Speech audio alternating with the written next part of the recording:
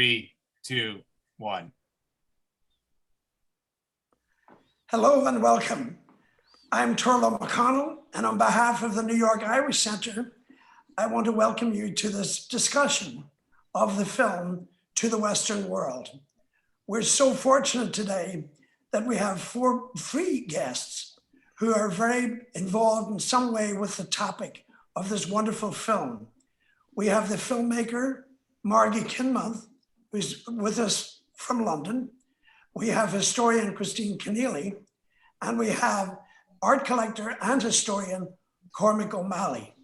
So with that, allow me to invite our first guest, Margy, to tell us a little bit about the film. But first, let me tell you a little bit about her. She is a really noted filmmaker, and I'm still baffled how she made this film 40 years ago. Because, I mean, was she 12? I mean, it's unbelievable that it's been so long, and yet her career has been monumental over the years. She's done films on, a lot of films in Russia, and I know that I've seen a few of them over the years.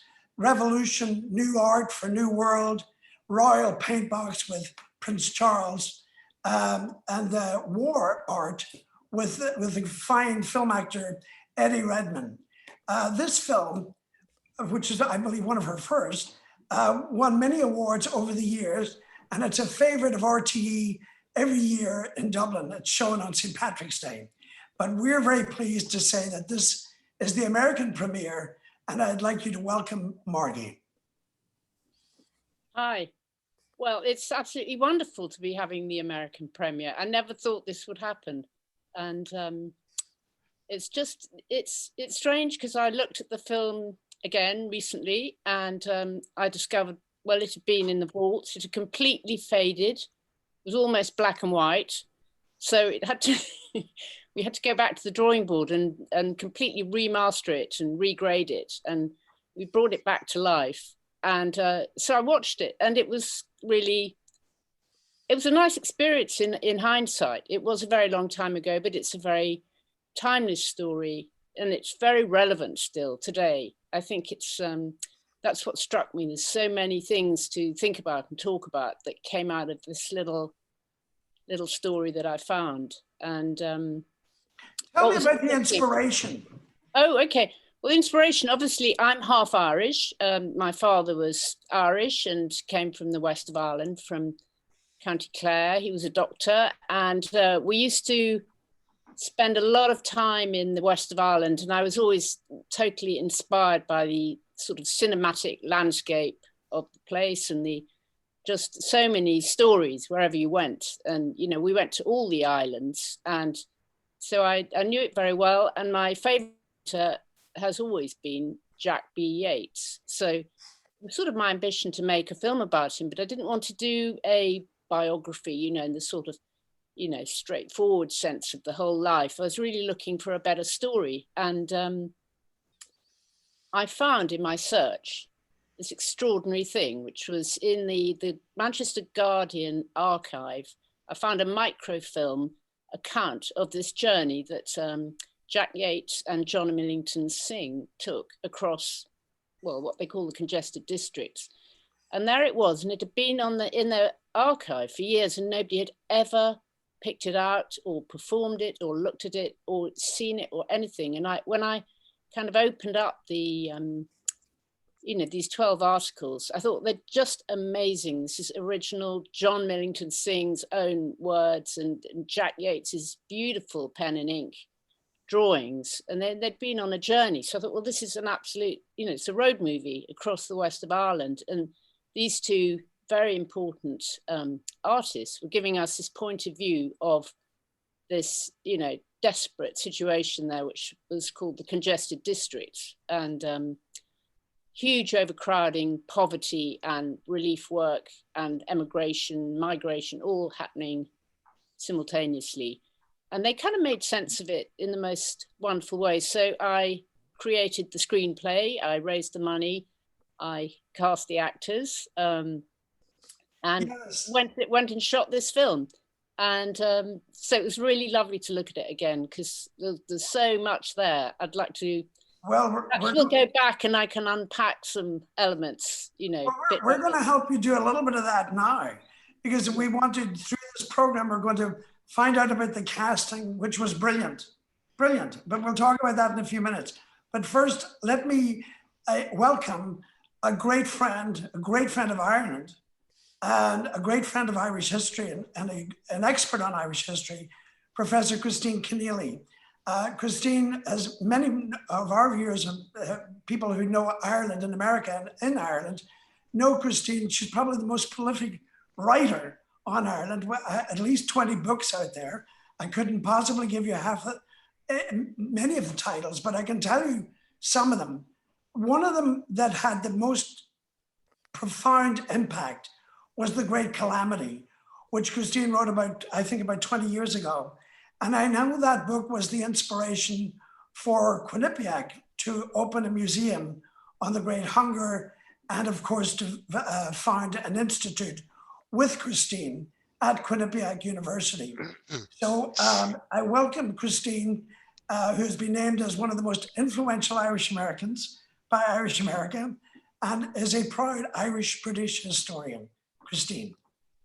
Hello, I'm delighted to be here, and I just want to say I didn't know anything about this film or about the Manchester Guardian articles, and I was just delighted to see the film. It's absolutely stunning. It's so beautifully filmed, and that aroused my curiosity, so I've been on the hunt for those articles in the Manchester Guardian. So really thank you for bringing this to light in such a beautiful way. Thank you. Christine, I thought, just to get the conversation going, that if you could tell us a little bit about what do they mean when they say the congested districts of Ireland? Yeah, in some ways it's a misnomer, and it arose out of the various famines that came to the west of Ireland post 1852, which resulted in some land legislation to try and redistribute land, not very successfully. But one piece of legislation, 1891, it was recognised that not so much congestion, but the poverty of the people. So when we say congestion, they really had an equation by which they worked out the income of people in the west of Ireland. And based on that equation, they decided that 8 counties along the western seaboard and County Roscommon were what they called congested, i.e. poverty. There was endemic poverty, as Margy said, that came with emigration, migration. And so they decided to do something about it. And really it's associated with an English politician, Balfour, but the real inspiration came from another Englishman, an English Quaker, James Hack Chug. And James Hack Chug, he was a Quaker who came with a number of Quakers to Ireland during the Great Hunger. And he positioned himself in Erris in County Mayo, one of the poorest, most remote districts in Ireland. And he was very sympathetic to the poor. He came back in 1847, and he never forgot his experiences in Ireland. In 1879, the potato crop failed again. It allied with bad weather, etc. And it's what we call the forgotten famine of 1879 to 1882. He came back to Ireland and he organised a massive emigration scheme to help people in the short term. But he knew that a longer term solution was needed. And so he campaigned and suggested to the British government that they needed to create a board. And that led in 1891 to this Congested Districts Board. And they were devoted to trying to promote longer term improvement in the west of Ireland. Railways, curing stations for fishing, better housing, which is very much discussed in the film, not always totally in approval of what happened, and to try to halt this just perennial famines that occurred in this beautiful part of the country. So the congested districts relate to those 8 counties in the west of Ireland that were deemed to be really below what we would now call the poverty line. Thank you, Christine.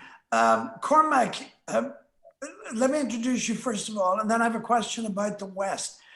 Cormac O'Malley, who's known to many in New York area, and again, also in Ireland. Cormac is the son of 2 very notable parents. His father is Ernie O'Malley, who's a legendary Irish rebel and leader and general, and the artist, Helen Hooker O'Malley, a photographer and a sculptor. Cormac, your parents were very, very involved in the west of Ireland. Can you tell us a little bit about that, what the West meant to them and what their involvement was all about? Well, indeed. I mean, the photograph that you see now is a photograph of two children on Clare Island. And my mother, my American mother, and my father, after a couple of years living in Dublin, decided to go west. And they had been on a journey for a couple of years then to photograph Ireland in its archaeological and medieval sense. They wanted to get back. They were part of this sort of modernist tradition, but modernism actually started with ancient Ireland, and they were trying to go back to roots and bring that to the world. But actually, before going to the world, they wanted to bring it to Ireland. It had been a forgotten subject, a little bit like the famine in Ireland, something not really mentioned. And so they wanted to have these photographs emulate what the old Ireland was. So they went down to Mayo. They lived, first of all, in Louisburg, and they went around from there, taking photographs of rural Ireland. And this book is, I put it out a couple of years ago, called Remembering Mayo Through the Eyes of Helen Hooker and Ernie O'Malley. And it's a folklore, so to speak, but looking at how people lived, what their houses, cottages, their boats, what the island life was like, how they made haycocks. And I mean, I was born in the house that we lived in Newport, County Mayo. So, of course, when I found these photographs in my own archives, much to my surprise, and with the help of Christy Mahan, and later with the two great ladies from the Gallery of Photography in Ireland, Trish Lamb and Tanya Kiang, we've put a whole series of materials together. But that was the west of Ireland. They loved it. They built a farm in the 1940s during the emergency. And the photography sort of took a second place, because actually during the emergency, which was they tried to create a self-sufficient farm, which they grew everything except tea. But that was the introduction to the West. Of course, my father was from the West anyway. He was from County Mayo. And just listening to the description of Christine on the Congested District Board, I totally forgot that my grandfather, Luke, worked for the Congested District Board in Dublin. There's another book there for you, Cormac. I should have said up front, Cormac has written many books about his heritage, and he is known for the great work that he has done at NYU Glucksman House as president of the board there. So thank you for that service, Cormac. Margy, back to you about the movie. What was it about the story that appealed to you as a young filmmaker? Well, there were a couple of things. The rawness of the writing, which was completely unsullied.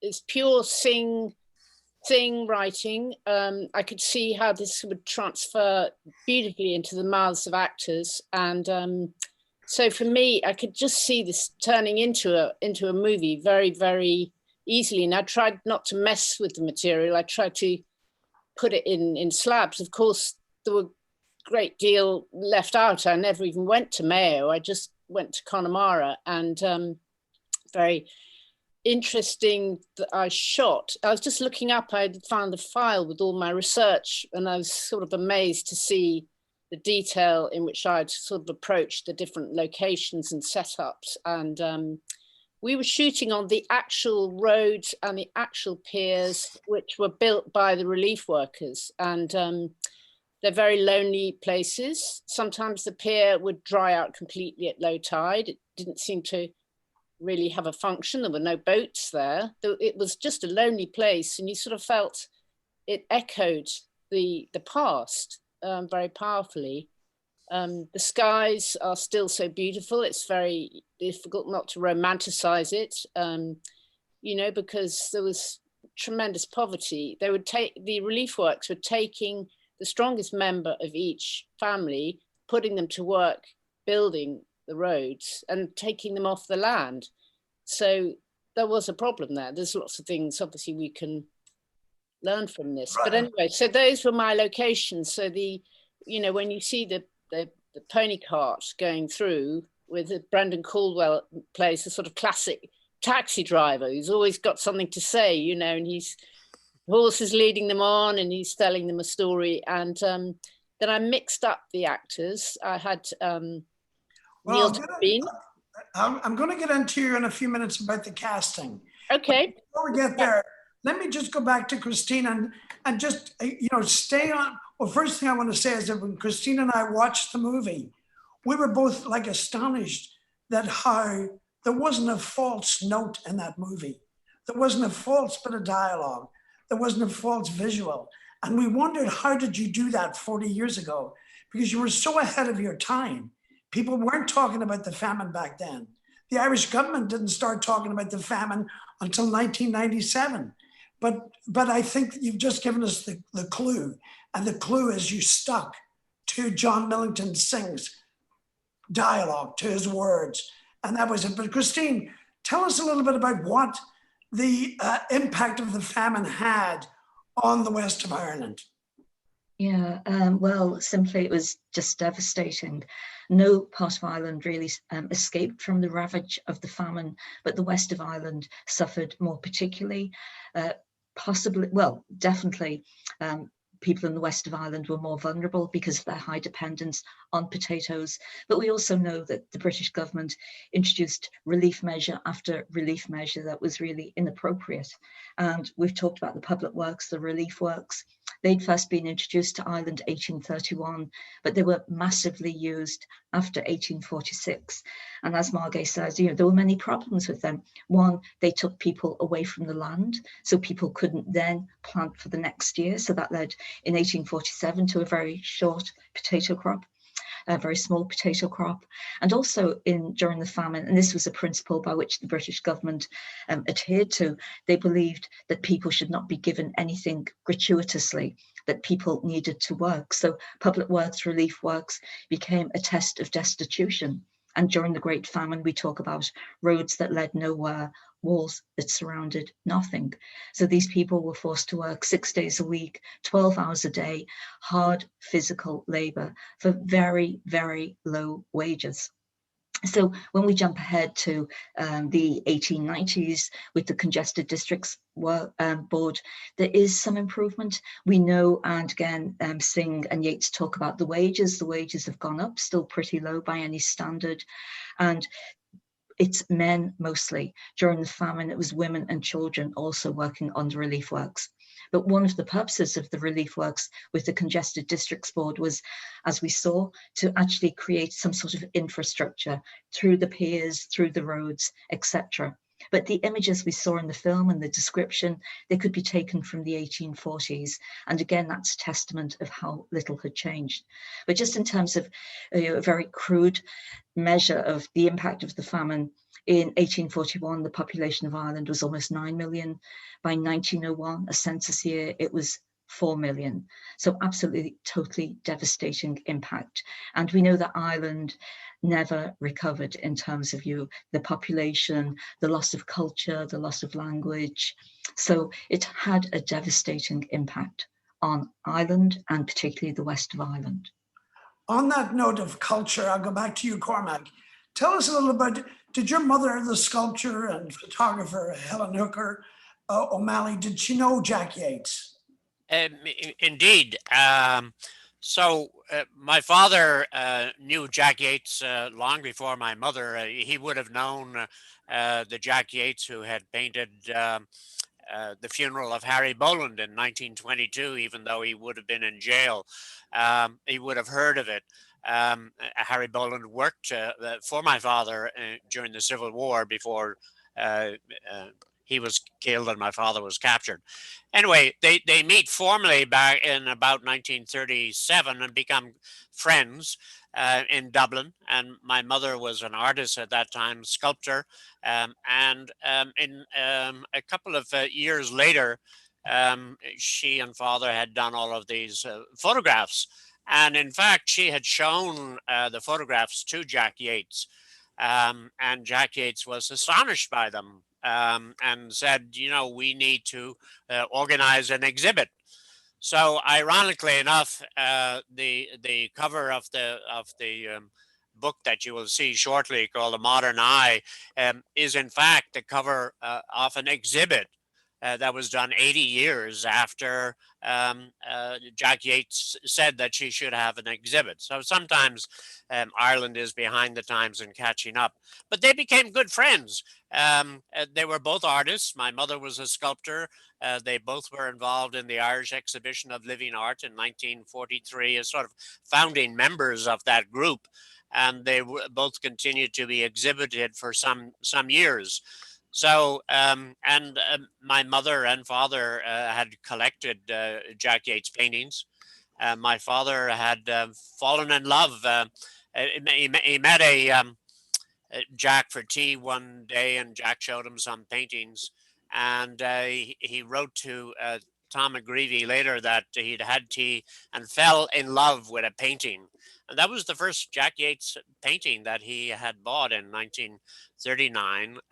It was called a Death for Only One. And he went on to buy some more paintings and became a founding member, so to speak, of a Yeats fan group, which created the National Loan Exhibit in 1945.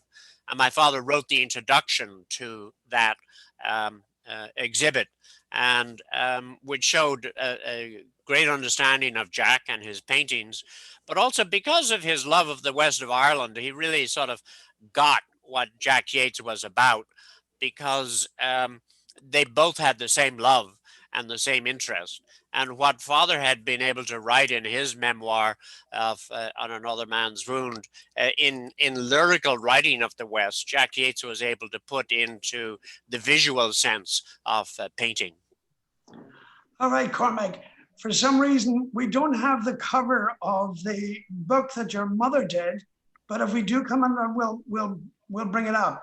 But right now, let's get back to casting. Margy, tell us a little bit about the casting.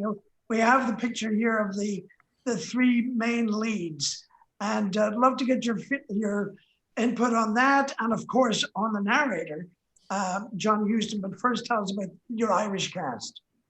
Yeah, well, I was very keen to have a very naturalistic feel, and I was doing the casting out of Dublin and talking to various people about playing, the leads, and I found, Tom Hickey, who's got his back to us, was actually very well known for a soap called The Reardons. He was a kind of child actor. Pat Laffan on the left played Synge. And then on the right, we've got Neil Tobin, who's very famous and wonderful stand-up. So those three people sort of led the story, and as actors they went through, it's a little bit like Nomadland, interestingly. You have real actors, and then in amongst them, I mixed them up with the members of the Druid Theatre Company in Galway, and then obviously there's real people with real skills, like the boat builder and, people burning kelp, and they're as real as can be, and the children on the pier. And so I had this wonderful mixture, and then I had a crew that was able to take all this on board. A great cameraman called Ivan Strasberg, and it was all shot on very long lenses. And so I was able to kind of travel them through the countryside, and be quite flexible around the weather and the light. So here's Neil Tobin, who's the ferryman, and his story is a very big, amazing story to have found, because his it's almost verbatim the way he must have told it to Synge. I was also inspired by the kind of the framing of the work. I very much took from Jack Yates himself.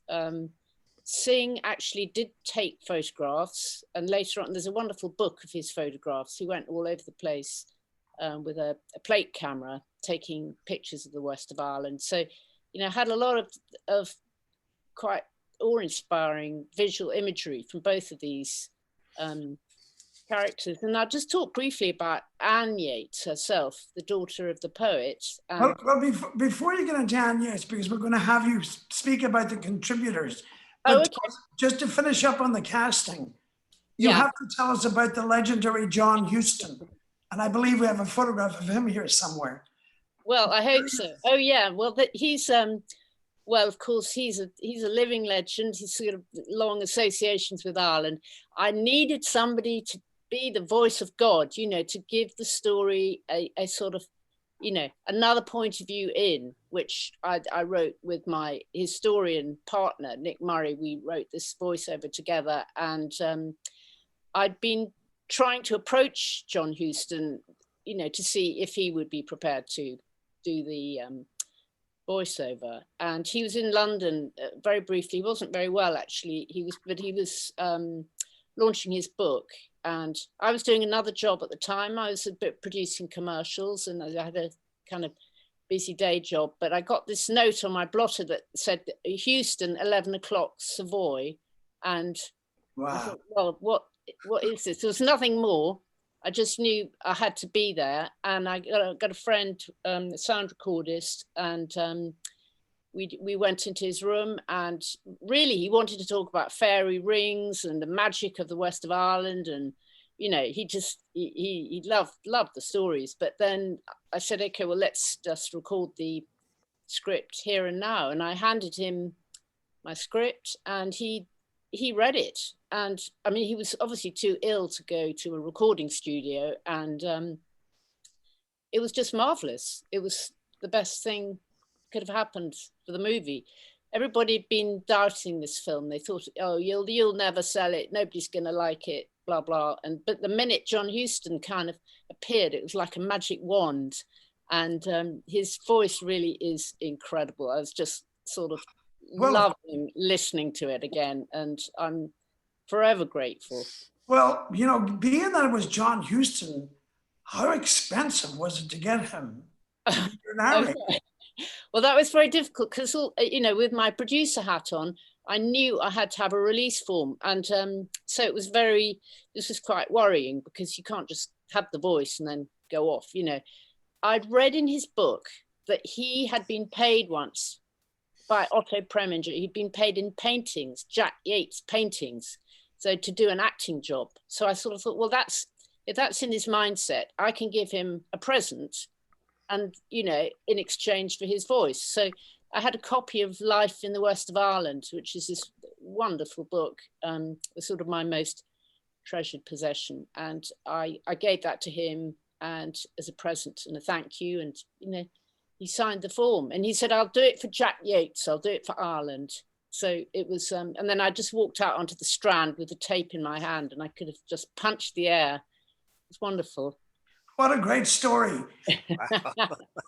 One of the scenes in the movie that struck myself and Christine remarked on it too, was the woman talking about the emigration of women.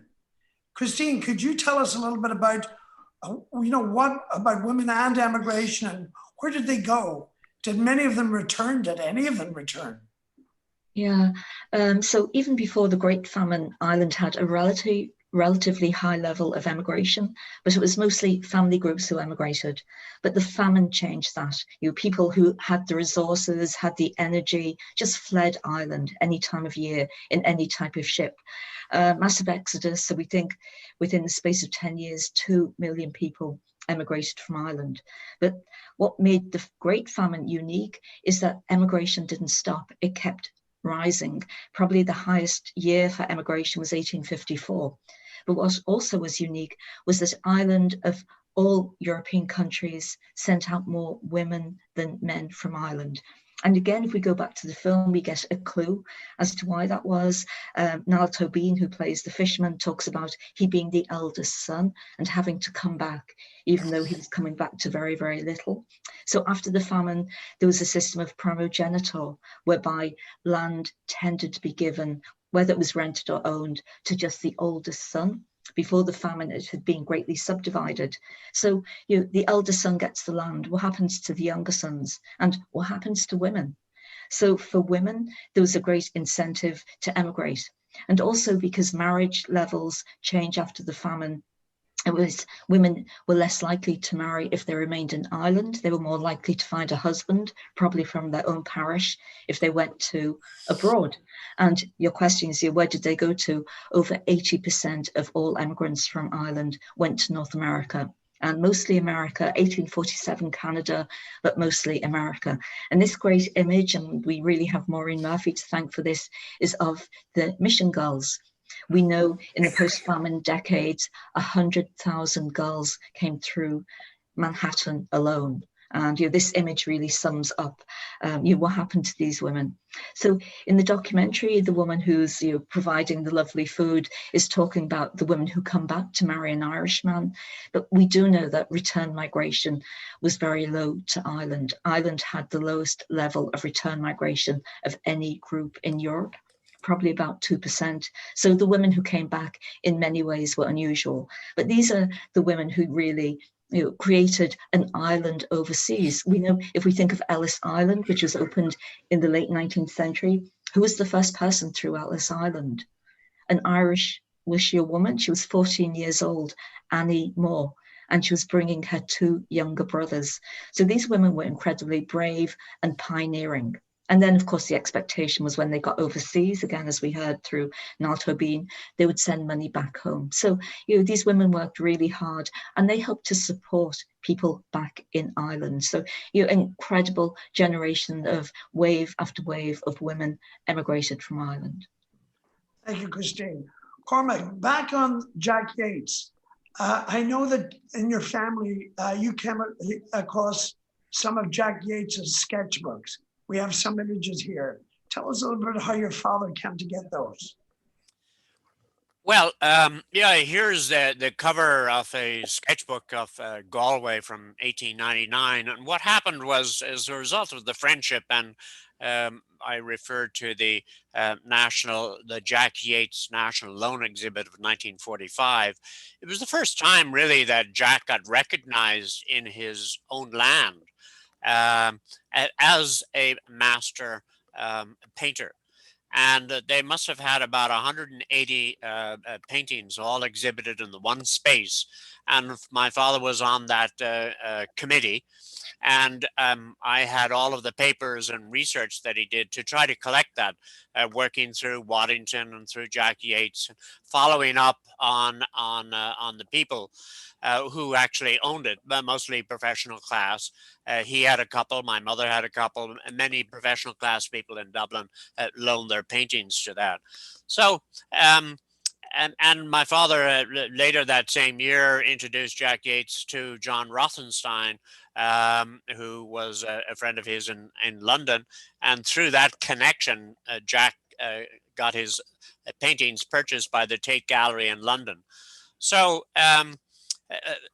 it's mentioned in the movie that remember that little scene where, a touching scene where Jack gives the sketchbook to one of the girls. Father gave a whole series of sketchbooks to, I'm sure, other people on the committee, but to my father, he gave a large group, and they included notebooks of John Butler Yeats, Jack Yates, some of Willie Yates's letters, and a lot of that material has been given away to institutions and other places. But that was sort of a reward of their friendship, and he wrote very kindly on the introduction in a leather-bound volume that he gave to my father, to my dear friend Ernie, and thanks and consideration for an appreciation for the work that he did for the National Loan.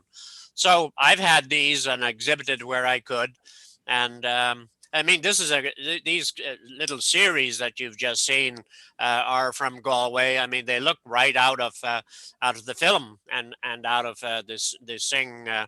They're watercolor sketches as opposed to line drawings, which were done for the 1905 series. But here was a pilot, and you saw two boats, and you saw a horse carrying the kelp or the seaweed, probably up. Those would be panniers on each side of the horse. But that was a long friendship, and they corresponded back and forth for many years. Great. Thank you. All right, Margy, you talk a lot about the cinematic tradition of the west of Ireland. Tell us about the locations and how that was for you working there.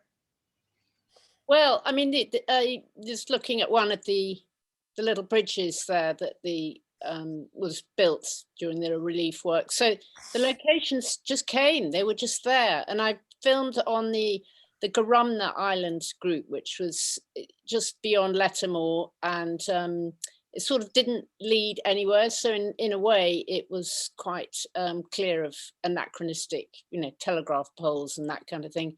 But clearly the light is what you want. And I had 13 days of kind of storms.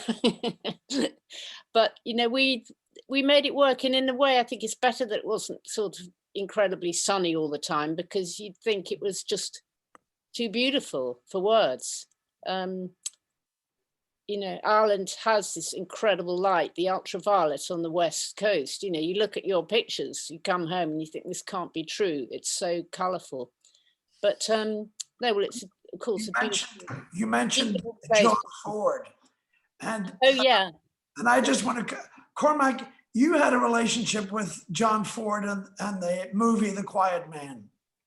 Well, indeed, Uncle Jack, as I used to write him, knew my father from the 20s in Los Angeles, and when he came to make the film The Quiet Man, Jack Ford looked my father up in 1950 and said, we're going to make a film in 1951. And he was involved as a technical advisor, both in the 51 film as well as in the 56 film that he made there. And I mean, just looking at that photograph there on the screen, and you see John Wayne, going across from the railway station, going to his home. And Barry Fitzgerald would be there telling him, I know there, that's an old house, you wouldn't know about that, and wow. Were you in that? Were you an extra in that movie, Cormac? I was indeed, yes. And they cut me out. I was left on the floor. But Maureen O'Hara took a lot of photographs, because in those days I did not have this white hair. I had this brilliant red hair, and she took a lot of photographs of me. And all right, Christine, we're seeing these stones here, the bridges. Tell us a little bit about the public works and how that worked during the famine. Yeah, so as I said, public works first used in 1831, and they'd been introduced to Ireland again in 1845, but on a very limited scale. And when the potato blight returned in 1846, much more virulently, there'd been a change of government in London, and they decided that they wanted not too much intervention in what was happening, and they wanted to provide relief, but cheap relief. And so they introduced public works, but again, with the nonsense that these public works were to serve no purpose except to be a test of destitution. And as many as 3 million people were employed on these public works after 1846. But again, part of the system which made them so cruel and ineffective was that the British government deliberately imposed a maximum wage. So people could not earn more than 10 pence a day, which, as food prices were going up, as they do during any famine, meant there was really a starvation gap. And by the end of 1846, thousands of people had literally dropped dead as they worked on the public works.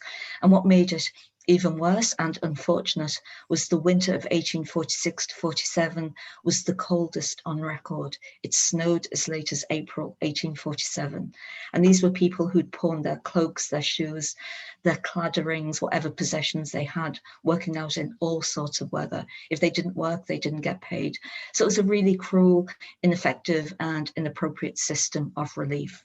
So you're moving 50 years on by the time we get to the Congested Districts Board, even though they're using this system of hard physical labour and there are some problems, at least the work is being done for some benefit. And as we said, mostly to improve transport communications within the west of Ireland.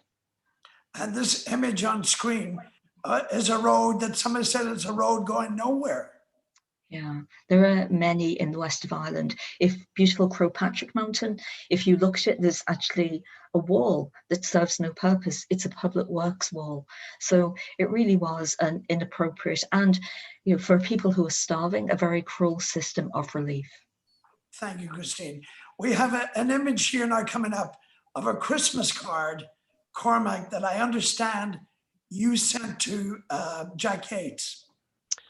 Well, indeed, Jack Yates used to live around the corner from us in Dublin, and after my father's heart attack, he was told he couldn't live in the West anymore. So we lived just near Fitzwilliam Square, and we'd go over for tea occasionally, usually on a Sunday when I was out of school. And I remember Jack, this would have been about 1954. Jack loved my Christmas card, and this was a scene from Club A, you know, with my little sailboat and the birds and the cliffs on one of the islands.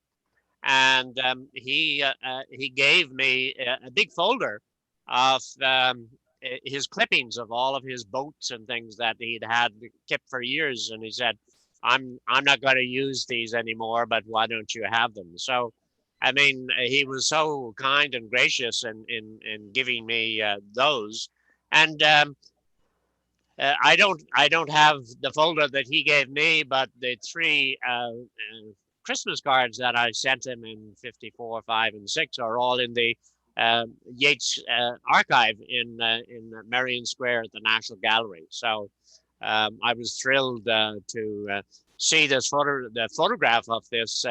In the book by Nicholas Allen on the modernism and the Irish Civil War. And I was able to be reconnected with my youth.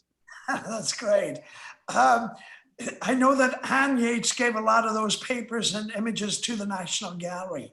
And Margy, you had a friendship with Anne Yates. She was one of the contributors to your movie. And I think you mentioned some others, Victor Waddingham, Neville Shulman. Tell us a little bit about your contributors. Well, I mean, I think just to go back to the sketchbooks, and I mean, in all my films, I've made a lot of films about artists, but I'm always fascinated about the sketchbooks and the process and what leads, the sort of private work, if you like. And it seemed to me, this was just the rich pickings in Yeats' sketchbooks were incredible. So when I was doing the research, Victor Waddington, who was Yeats' dealer in London, he put me in touch with Anne Yates, and I went to see her in Dublin. And at that time, she had all the archive in her house, and she was a painter. And on the day I went, she was painting eggshells. She was doing a still life of eggshells. So we had big scrambled egg for lunch, which was delicious. And then I worked through these sketchbooks, which were just in sort of shoeboxes, really, with tissue paper. And it was amazing. I don't think many people had looked in them. And I discovered all the, much more detail about the travels across Connemara. I discovered the little painting of Synge lying in a tree. And so I included that, and I wrote a scene around that. So there was a lot more stuff I found in the sketchbooks. And I think the idea of giving them away is really interesting, because he says he used the painting for what he called his memory pool. And I think this played into this idea that once you've done a picture, it's sort of in your system. And I think later when he became a visionary painter, he's not working from a sketchbook there. He's working from something in his head and his experience and emotional experience. And so it was really important just looking at that body of work, and the fact he gave them away was fantastic. So in the film, we used some of the outer covers, which he'd given to Waddington. Waddington gave them to me, and we used those in the film as props. And then we drew in the actual paintings. We had lots of different takes, and lots of people helped. And the actors did some painting as well. So it was sort of, it came together. It's very organic. Well, it certainly did come together. Yeah. And what's amazing is that you can see so many of his later paintings from those images. One of the things that was so striking in the movie was the use of the Irish language, particularly by the women. Christine, tell us a little bit about the role of Irish language at that time. Yeah, like so many things, the Irish language suffered during the famine. It was in decline anyway. By the early 19th century, it was mostly associated with the poor people who spoke it, with the west of Ireland. 1831, the British government introduced an education system, a national school education system. It was voluntary, but everything was taught through English. The pupils who attended were taught British culture. So, Irish culture, Irish language, Irish history was very much marginalised and on the decline. And then during the period of the Great Famine, the Great Hunger, the people who died were mostly those people who were Irish speakers. And then for those who survived and who wanted to emigrate, practically what was the use of Irish? So again, there was a real push to learn the English language. So by the end of the 19th century, the Irish language in the west of Ireland was massively declining. But ironically, mostly, I suppose, in the east, there was the great cultural revival, and one aspect of the cultural revival was to relearn the Irish language. And what the beautiful scene shows us is Synge speaks to the little boy in Irish, who answers him in fluent Irish, and Yates says, my Irish is not that good, so can you translate for me? So you sort of see that not everybody, even if they were educated and middle class, and Yates really had grown up in Sligo, but he had no knowledge of the Irish language. And it really struck me, part of that revival in the 1890s had been the revival in Irish folk traditions, and people like Lady Wilde, Oscar Wilde's mother, and Yates, Willie Yates, when they went to the west of Ireland and they spoke to people about those traditions, they had to use translators because they had no knowledge of the Irish language. And Lady Wilde, she was a great linguist. She claimed 10 other languages fluently, but Irish was not one of them. So there is, by the time you're 1905, there is that sort of juxtaposition between the organic decline of Irish, which had been going on for centuries, and then this attempt to revive the language, very much associated with middle-class nationalists. Thank you, Christine. Cormac, I know that your father was sort of enthusiastic about you learning the language, and that you spent time in Connemara. Can you tell us a little bit about that? Yes, indeed. The Aran Islands was sort of a refuge for my father. He had gone there in 1919 to try to organize a company. He went back when he was alone in 1928 when he before going to America. When he came back from America in 1935, he went to the Aran Islands, and so it was a place of refuge for him, maybe soul searching. He went there in 1941 on a whim and spent 2 weeks in writing a diary, and he called it Nobody's Business, and I published it a couple of years ago. There's a photograph of me on the cover with my father in his Irish sweater. He brought me there ostensibly not only for himself so he could get away from and have cooked meals, because we lived in what would be called a B&B in those days. I was there to learn Irish. He had a firm belief that all three of his children should learn Irish in an Irish school or in an Irish environment before they went on to get Benedictine education. And so I was there, spent a summer on 54 on Inishmore, and then 2 summers on Inisheer. I don't know what I did for my Irish, but because I can't remember too much now, but I'm pretty sure it really did help, because on Inisheer, where there were more children, I know I got to speak Irish throughout that summer. Margy, I know that there must have been some trials making this production, producing this movie, both back then and of course remastering it for today. Tell us a little bit about the hurdles that you went through. Well, I mean, I started out by talking about the kind of conservation, but I think it was, it was amazing that I was able to conserve this film. And that's why I'm so excited about the fact that it's being shown, you know. Because it was shot on 16mm film, you know, film fades. And it's a lesson to all filmmakers. Everybody should, you know, deposit one copy, a digital copy in an archive. And I think, you know, Scorsese's done a lot of work on this, and Putnam and so on, to try and conserve movies. But anyway, I was lucky to have the technical possibilities of bringing it back to life and showing it again. So that was one thing. I mean, the trials, we had Hurricane Storm George, which was a big hurricane storm that was constantly coming across the Atlantic, as you'd expect. We had so little money, it was not true. I mean, we were all sleeping in the cottages where we were actually filming, and it was a little group of B&Bs, as you say, which were thatched, and honestly, the water was just running out of the walls. It was, they were quite moldy inside, but, you know, we had a lot of fun and, you know, sort of refuge from the rain. But there was one night we had a very delicious supper, and said, well, what was that? And it turned out we'd just eaten the props, which was very unfortunate. They were being stored in the fridge.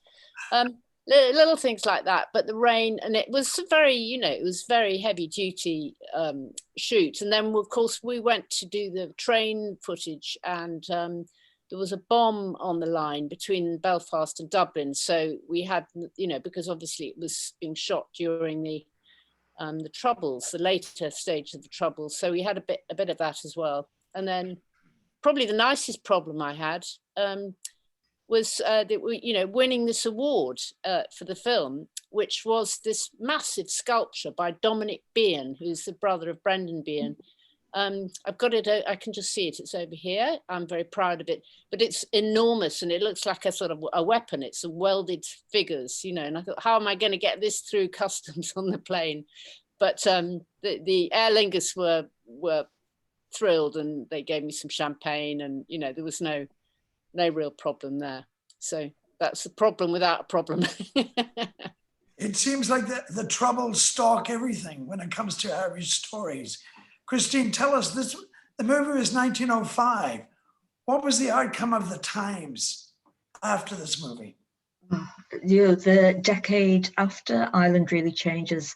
The period after 1905 is one very turbulent one in Irish history, and culminates in many ways in 1916, which then leads to partition, which then leads to the creation of the Free State in Northern Ireland. But after 1905, there was a lot of political activity, and existing concurrently and sometimes in opposition, sometimes working together. So there was nationalism, which was really split into physical force and constitutional nationalism, that traditional divide in Ireland. And as we said, the growth of cultural nationalism alongside that. There was the growth of feminism, the attempt for women to get the vote. And in Ireland, we think of Sheehy Skeffington, Maud Gonne, Countess Markievicz, etc., who were also great nationalists. And then there was socialism. And in Ireland, particularly associated with the great James Connealy. And he recognised, we talk about the poverty in the west of Ireland, but Dublin at this period, as we know from Sean O'Casey and other writers, was one of the most impoverished cities in the world, more child mortality than in any place in India. And James Connealy, he opened soup kitchens. He worked alongside, again, these incredible women, Maud Gonne and some other women campaigned and were successful in getting the British government to introduce free school meals. So period of massive agitation. And this leads in 1912 to the British government passing an act to give Ireland limited government, self-government, called the Home Rule Act.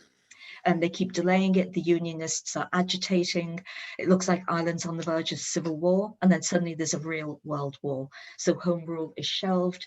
It never reappears again. But as we know, 1916, and as Cormac knows better than most of us, there was a rebellion it started in the post office in Dublin. It was unsuccessful. It was never going to be successful. Some historians see it as this blood sacrifice. And initially it had very little support, but the execution of the leaders really changed public opinion in a massive way. We see this in the 1918 general election when Sinn Féin won almost 75% of the seats. The British government refused to do anything. And so this leads to what's sometimes called the Anglo-Irish War. And this leads to partition, the treaty, and then in the wake of that, the Civil War. So it's a period of great turmoil. And the backdrop to this is the increasing and ongoing poverty of the Irish people. I think we just have time for a couple of comments, but we can't leave without talking about John Millington Synge. Cormac, what if any links were with your family to Synge? Well, one of the stories that my father heard in 1941, when he was rowed over from Inishmore to Inishmaan, was his interlocutor, Dr. O'Brien, pointed to a cottage and sort of said, "That's the cottage where O'Malley was." And so who was O'Malley? Well, he was the playboy of the Western world. And it was a real life story from 1873 that Synge had picked up, and no doubt in a newspaper had on his research came about, where William O'Malley had tried to, he lifted the sloy and hit his father. And then, of course, in fear, ran away, and he was chased by the RIC over to Inishmaan. And when they got to Inishmaan, of course, the islanders are always, again, the government, again, Dublin, again, the peelers. And when they came looking for him, of course, they hid him. And they came into the house, and the woman of the house, the ban auntie, sort of said, he went up the road there now. So you'll find him shortly. And so O'Malley runs out of the house afterward and runs down to the pier and gets into the curragh and rows away to America. Anyway. I can't believe that the playboy of the Western world was actually O'Malley. Just wrapping up here, Margy, what are the parallels for today? What can we learn from this time for today? Well, I think, that what I was just thinking as my takeaways, we've talked a lot about poverty in Ireland, but one of the great things which made my film happen is actually the enormous richness of the treasure and wealth of culture and storytelling and art and, unbelievable people through Irish history who have told the story repeatedly. So it seems, we have those two things running alongside, and, we've got this marvelous legacy, and I just couldn't have made the film without Synge and Yates, and what they left behind. And I suppose I was just unbelievably lucky to find these articles. Well, I think we're all unbelievably lucky that you made the movie. Christine, on that note, do you think this film will add to the tremendous famine scholarship that's going on across the world right now? Absolutely. I think it provides a very different insight into the famine and insight of two people who are incredibly talented and empathetic. They really, you can tell they have a great love for the people of Ireland. They speak so beautifully about the character of these people, even though they're so impoverished. But I think what this does and what we need to do more is the horror of the Great Famine has really overshadowed other periods of famine and distress in Ireland. We know there were famines before 1845 and famines after 1852. And this really shows us the ongoing levels of poverty and distress that existed in Ireland. But as Margy says, at the same time, this rich cultural blooming, this is the period of the Yates brothers, of Oscar Wilde, his mother, George Bernard Shaw, Joyce is just around the corner, a country of 4 million people. So it's just an incredible tribute to Ireland on so many levels. It's poverty, yet it's incredible cultural riches. Speaking of the period, coming up next month, in February, Cormac, I believe we have a centennial celebration or commemoration about your dad. Indeed, yes. On Another Man's Wound, he tells of the incredible Houdini escape, having been captured in Kilkenny, tortured in Dublin Castle, sent out to Kilmainham. He figures, along with Michael Collins, how to get Ernie O'Malley out, because he's so important to the movement. And between them, he's one of the few people who've ever escaped from Ireland's Bastille, and which is Kilmainham Jail Museum today. And we will be doing a Zoom event to celebrate February 14, 1921. I'm also currently doing a whole series of Ernie O'Malley's journey, which is covering my father from 1920 to 1924 every month. Great. Well, we will, through our mailing list, post out that information. I'll give the last word to you, Margy. This is the 40th anniversary of your wonderful movie. What are your hopes for this film? Well, I'm just thrilled that it's having a new life. And I mean, it's so kind of ironic that it's all come through the pandemic, you know, that this has all emerged. So I think there's kind of hope there, and I'm just delighted that it's going to be seen, and it's out there, really. It's wonderful for me. Well, thank you so much. And I want to thank each of our guests. Christine, always wonderful to see you. Cormac, delighted with all the great work that you're doing. And to you particularly, Margy, thank you for this amazing movie. So on behalf of the New York Irish Center and the First Irish Virtual Theatre Festival, I thank you very much for joining us. Goodbye. Goodbye. Pleasure. Bye. Thank you. Yeah, thank you.